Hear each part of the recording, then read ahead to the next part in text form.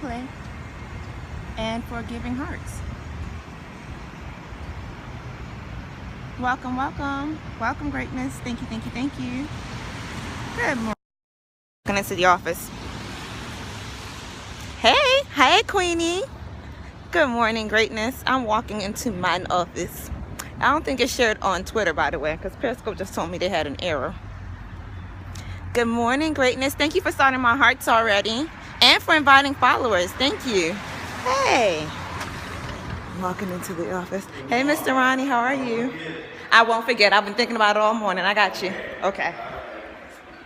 Good morning. I've got to let my staff know our building is actually going to be closed on Thursday for good morning, greatness. And so I've got to let the staff know. And probably let them go early. Hey, Juanita. Welcome, welcome. Butterfly. Sherry. Good morning, greatness. I love how y'all greet each other. Don't forget to greet each other. Yes, how are you? Tell me.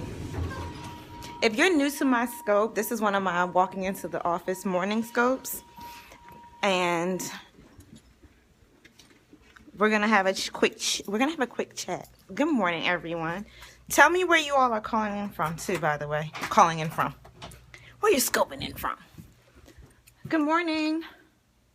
Why is this on emergency heat? Gotta adjust the temperature, y'all. Okay. Okay, good morning. Atlanta. Welcome from Atlanta. Alabama, Jersey. Hey, Stacy, I didn't see you slide in here. Essex. Queenie, you're in Essex? Akila, I think is your name. Indiana, welcome, welcome. Let me close my office door. Good morning, greatness. Good morning. Those of you who, if you're new with me, you see my little plant that's like dying? I'm on a mission to bring it back. You say, yep. I didn't know you were in Maryland. Hey, from South Carolina. My poor little plant. We're going to move it. My poor baby's struggling. Y'all want to see that. Good morning, everyone. Good morning, good morning. Do you talk to your plants? I do. Can you tell? Because I'm like my poor baby. What happened to that plant is I was out of the office for like 2 weeks. 1 week was unexpected, and so my staff forgot to water my plants. Hey, greatness. Repotted? Okay. Yeah. I'll look at that. My other baby's doing pretty well. So good morning, good morning, good morning. Hey, Camille. Thank you all. Good morning. Thank you for hopping in with me. If you're new to my scope, if you've never been with me before, like, you know, the head wrap life. Hold on, wait a minute. Okay. Wait, there she is. She's all hanging out. I don't like for my babies to hang out. I like them to be tucked up. Anyway, so thank you for inviting followers. I appreciate it. Good morning.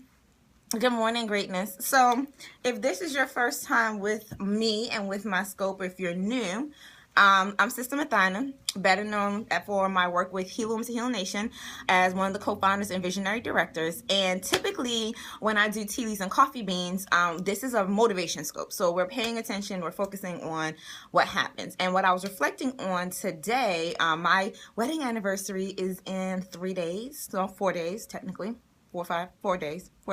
Gotta count. It's on Sunday. And I would have been married for 10 years. And I was reflecting on how, thank you. Look, I tell people I earned every one of them 10 years. You understand what I'm saying? We did that. We earned them years. You understand? Thank you, Kay. But what I was reflecting on is a couple of years ago was a really, yes, hunty. Thank you.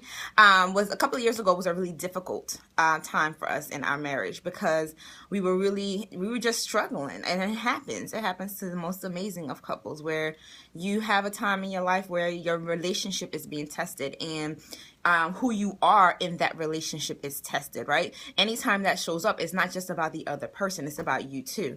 And so that year was particularly difficult for us. And the difficulty came in with facing what was going on with our home, which we'd been in for, at that point, 7 years, going on 7 years.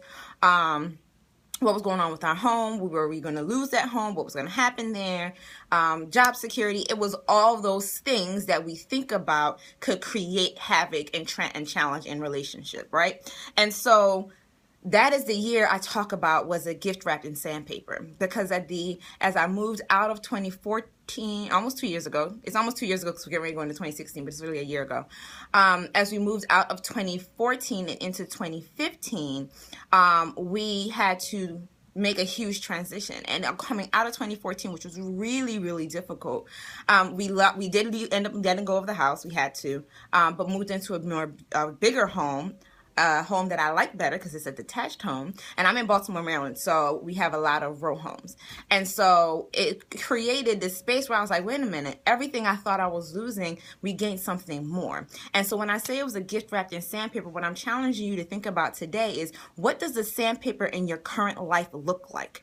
Right? What does the sandpaper in your life look like? Double tap the screen if you know you've gone through trial and you're wondering, what is it here for? Yes, Stacy, won't he do it? So what is this here for? Why am I experiencing this? What is the purpose? Because right now it feels rough. Right now it is rugged. I don't know if my relationship is going to make it. I don't know how I'm going to pay my next bill. I don't know how I'm going to feed my children. I don't know how I'm going to shower my children with the extra love and care that they may want to have or experience during the season. She has trials and tribulations. Come on. And so when you have those experiences, I call it the gift. I can, coming out of it and coming through it, it's the gift wrapped in sandpaper. Going through it now, and we're coming through stronger. Exactly. I'm so happy. Pardon my accent. What's your name? Tell me your name, sis.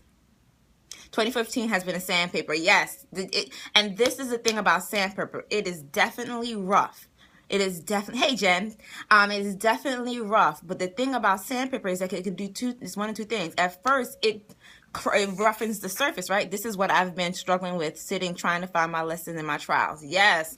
Hang in there. I promise you, they're there, right? And some of it, it's not all revealed all at once. It wasn't until I came out of 2014 into 2015, and the first half of that, thank you for inviting followers, thank you all for joining, that I began to really see, oh, this was sandpaper. And at first it was rough, and the roughness didn't just go away when the calendar changed, right? It went right into 2015, and it lasted for a little while. But the thing is, we held on to the fact that this is sandpaper, and sandpaper only makes it rough so long. The longer the sandpaper works on a thing, what does it do to it? It makes it smooth. Your trials are showing up to roughen up some surfaces in your life, and they're roughening up surfaces in your life so that something better can adhere to it, or that you're polished smooth and you don't ever have to experience that circumstance any longer. You understand what I'm saying? Thank you. Exactly. And so that is what it happens. And then so when you're looking at sandpaper moments in your life, when you're having those challenges and those experiences, the question becomes, am I getting ready for something better to come along, or am I smoothing something out right now so that I never have to experience this again? So the question becomes, how do you look at your trial? How are you going to take those experiences? How are you going to take those opportunities and master into an amazing and powerful new life for yourself? See, that's what the question becomes about sandpaper. Am I getting ready to adhere something? Am I making something rough so that something better can go on top of it? Or am I getting smoothed out? I'm trying to do the smoothing. Come on, Kay. So that's one of the things that I was on my mind this morning, and one of the things that came up for me, smooth out those rough edges. Yes. And so that's what happens, that when you get smoothed out, then it's like, oh, that's what that was, right? Because without agitation, you don't really get a pearl. When you agitate that sand, it becomes a pearl. Pressure, diamonds are created under pressure. And no matter what, once that diamond is created, it doesn't matter how dirty it is. It doesn't matter if you throw it in the mud. It doesn't matter if you put it on with some other coal. That doesn't matter. It's still a diamond. And the thing about experiencing a diamond like that is you have to also understand who is around you, and can the people around you be polishing cloth for what's coming next for you. So when you become a diamond, now you've got to get around some polishing cloth. Get around some polishing cloth. Your team, your crew, your squad, right? The people who are around you, your family, your support system, those individuals should also be a polishing cloth, even so sometimes they can be sandpaper. Am I talking to you? You getting this? Are you understand what I'm saying right now? Double tap screen if you got what I'm saying. Okay? So that's what I'm challenging you. That's what I'm challenging you to think about. Right? When you got polishing cloth, it just helps you shine brighter. And that's what we can be for each other. Y'all know I'm all about sisterhood, community, and community. And I'm watching, in my particular community, I'm watching people struggle heavily with their leadership. struggle heavily. And although some of that good advice may be coming their way, they're not adhering to it. They're not taking it. And so I'm watching, knowing that they're being sanded down. And either they're going to take that roughness and adhere something good to it, or they're going to have to get it all smoothed out. You know you better. You do better, right? When you know better, you do better. Exactly, Cherie. So that's that sanding, right? And that's the shining. So now that you're a diamond, what can you do around the polishing cloth around you? And here's the thing. Sometimes you have to be your sister's polishing cloth. Sometimes you have to be your sister's polishing cloth. Sometimes you just need to show up and say, girl, you got this. You can do this. Your skill set, your gift, your blessing is making room for you. I know you can finish that book. I know you can make that audio book. That's what I'm supposed to be working on right now. Right? That's the thing. You got to be the polishing cloth in your community sometimes as much as you need to be polished. Words of encouragement goes a long way. Exactly. And then you just stand up with them. Stand up with them. Nobody else has to know. You just stand up with them. You have their back. You know, it's amazing. We did this exercise at the Heal Nation conference. And don't ask me where we came up with it. I don't know. It comes. That's one of my genius spots, right? So we did this exercise where we had the women stand back to back. I got all my sisters with me. Come on, Camille. So we had the sisters stand back to back, and we had them really share some of their challenges. And all the sister had to do was say, I got your back. For every challenge she shared, for every dream she shared, for every wish, every desire, everything that came out of that sister's mouth, the other sister just said, I got your back. I got your back. So she physically, literally had her back because they were standing back to back, but she had her back emotionally. She had her back spiritually. She had her back when she doesn't even feel like she's there. Remember, I got your back. I'm standing in the gap for you and with you. I'm going to be your polishing cloth, and sometimes I'm going to be your sandpaper so that you know that you can come out smooth in this thing. That is what love, support, and sisterhood really looks like. So the question becomes, who are you being today? We say today is a power day. Why? Because when it's raining outside, I love that part of the conference. Yay! When it's raining outside, it's a power day. It's not a day for you to it's not a day for you to sulk, for you to walk around like, oh my God, it's raining, it's horrible. Where I'm at right now, I'm in Maryland, I'm in Baltimore, and it's raining outside. That means it's a power day. What can you accomplish today? It's not, don't allow the weather to fluctuate where you stand in your power, right? Me too. I love the rain, right? I love sunny days as much as I love rainy days. Now, snow, I have a love-hate relationship with. I'm going to be honest with that one, okay? Yes, God showering down on us. I love that soul essence. God showering down on us. I love it. So that is what I wanted to share with you all today. I just want to take a couple of minutes to just stop in to give us our little morning tea or morning coffee around motivation, around inspiration, to really just challenge yourself and ask yourself, what is my sandpaper about today? Am I in sandpaper mode? Am I in polishing cloth mode? Which one is happening? And then what can I create out of it? How can I make this power day experience be more than just falling out? You say, yay, we're family. I got all my sisters with me. That's right. That's what we're going to do. That's what we're going to push forward for. So I am excited. I know many are getting ready to celebrate the holiday season. If you celebrate this holiday season, please enjoy your time with family and friends. You're welcome, Sister Tanisha. I love seeing you, sis. So enjoy your time, family and friends. I don't know how much Periscoping I'm going to do because I'm going to enjoy my anniversary. I'm excited about it. What's your 5 tips for a great morning? Oh, that's a great question. Soul Essence, what is your name? I love to call you by name. So Soul Essence doesn't want me to close this Periscope. So I'm going to give y'all my 5 tips for a great morning. And basically what I call it is how to have a millionaire morning. So millionaire morning doesn't mean you're a millionaire yet. But it does mean that you, LOL. So you do look at what are the things that people who are truly successful, who are on their way to being millionaires or are already millionaires and billionaires, what are their tips and tools that they share? Okay, you too, Sister Tunisia. What are the tips and tools that they share? What are some of the things that they do? And how can you craft your own personal millionaire morning? So my 5 tips for having a great morning is 1, to look at what gets your soul excited. What gets your soul excited? Is it some type of physical activity? I recommend physical activity in the morning, whether it's stretching, Okay, whether it's a full-on exercise, a workout, whatever it is, because that actually awakens the core of who you are and who you be, right? It gets you up, it gets you moving, it gets your body connected to your mind, and it says, I'm here, I'm present, okay? So that's one, right? What makes your soul happy?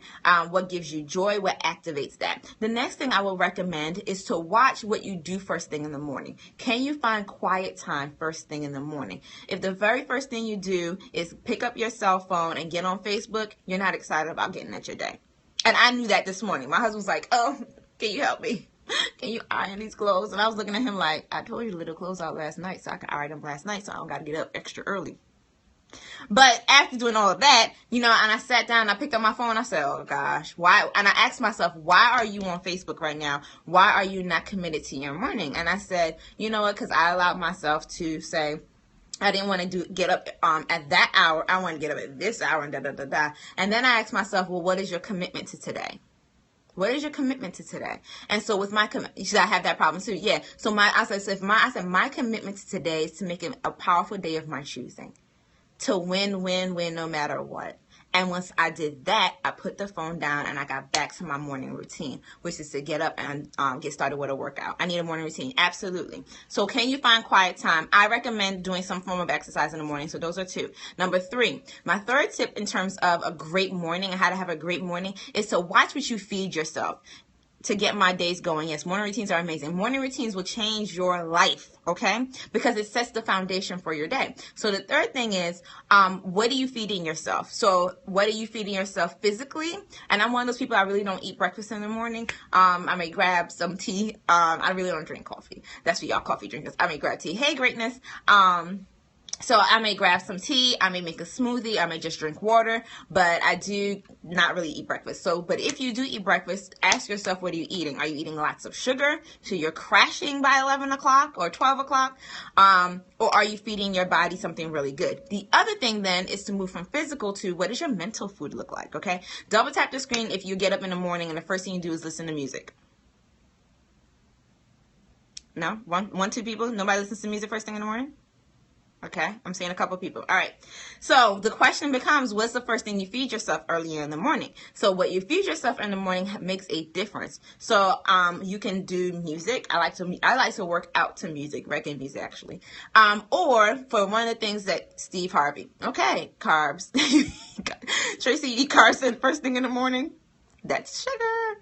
All right, that's another scope. So the next thing, of course, is to focus on when you not next thing, she say sugar, yeah. When you're focusing on what you feed your mind, one of the things I do after my music though is I put on either a book on tape that I'm reading through audio, or I may listen to a podcast on entrepreneurship or something that really centers me or focuses me on the business of the day, okay? So that's what in terms of what you're feeding yourself. I read a Bible verse, exactly, because that's my next thing is, where do you find that spiritual alignment? Okay, so most people, I recommend prayer is one of the things I know I do. So what's your spiritual alignment look like? Are you praying? Are you grabbing something to read, right, out of your Bible, out of your Quran, out of your Torah? What are you doing to get yourself really spiritually fed to face the rest of your day? Because there's a lot going on in our universe, a lot going on in our world. And so really adding something like prayer, really meditating on something that allows you to connect to your spirit is critical and allows you to get ready. The last thing I'll mention is, what is your direction for the day? Have you given your day direction? Have you said, this is what I'm doing for today. This is what I want to accomplish for today. This is the type of day I'm going to have. Because if you don't give your day direction, anything that happened was meant to happen because you didn't give any kind of direction to your day. Now, does that mean things pop up, that things won't pop up? Absolutely, things pop up. But you have to be really clear about what is your intention for the day. Because if you, at the end of the day, you're like, oh, I haven't done anything all day long. No, because you never said what you wanted to do. So give your day direction. Set a goal. You are you're the captain of your ship. You are the one that dictates. You're the co-creator of your life. Somebody gonna pick that up later. You are the co-creator of your life. So give your day direction. Decide what it is you're choosing to do. Okay. So you absolutely want to pay close attention to that and get committed and focused to it. All right, so those are my 5 tips. Thank you so much for asking that question. Thank you, sis. Have a wonderful day. Enjoy your anniversary. Thank you, Sherry. I appreciate that. I will. I've got to go because I've got a client meeting in about 15 minutes. So thanks, everyone. I will talk to you soon. Bye.